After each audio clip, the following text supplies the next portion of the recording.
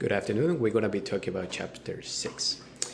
In this chapter, we're going to be talking about barriers to entry, economies of scale, and brand loyalty.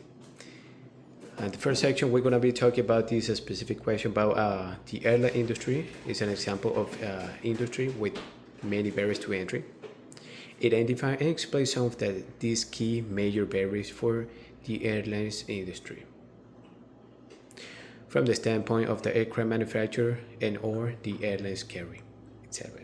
Right? So from what I think, from the point of view of the airplane manufacturer or airlines, it will be the production cost involved in making the airplanes, whether it's more or less expensive to make them in the country where the company originated or in the country where the new company will be started, or location, right? Or different city.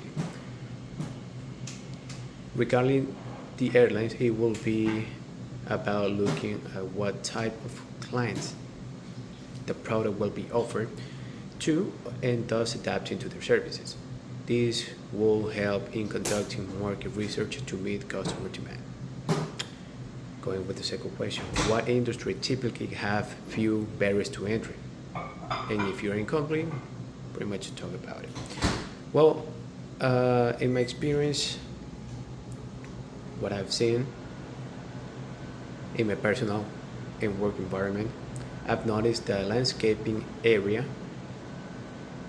are one of those businesses that Latinos especially tend to start all the time.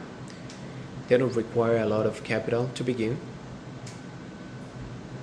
and they don't also need much equipment, besides all the experience that they may gain working for other people or with people. Also, they can start buying landscaping equipment as the businesses runs for a longer time. So within the time, they buy more equipment and they can, increase their businesses as well. Also have friends who are personal trainers with just a PT certification, right?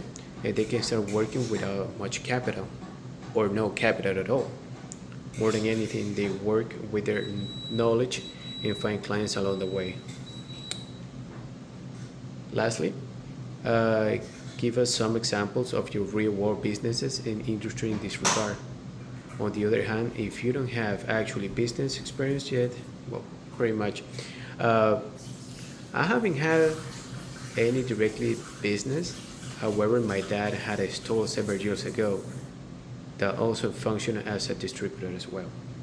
I was very involved in the business that he ran. My dad didn't start businesses. He actually inherited that from his dad. That means my grandfather, my granddad. My dad and my aunt took control of the businesses. As I remember quite well,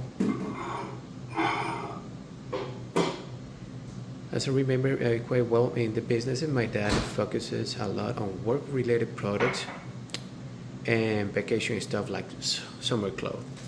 I remember he also focuses on buying wholesale from other big industries, and he did that distributions in cities near us. In my next store, nothing was manufactured, but all the products that my dad sold and distributed were of excellent quality, also meaning more expensive, but good. At that time, I didn't quite understand why people were complaining about that they were very expensive prices most of the time. However, he sold quality, and that's why he had many customers and people knew it was expensive. However, they kept buying from my dad because of the quality product he sold. Like clothes and backpack for school, I think that will be that brand loyalty. And that will end my video today. Thank you.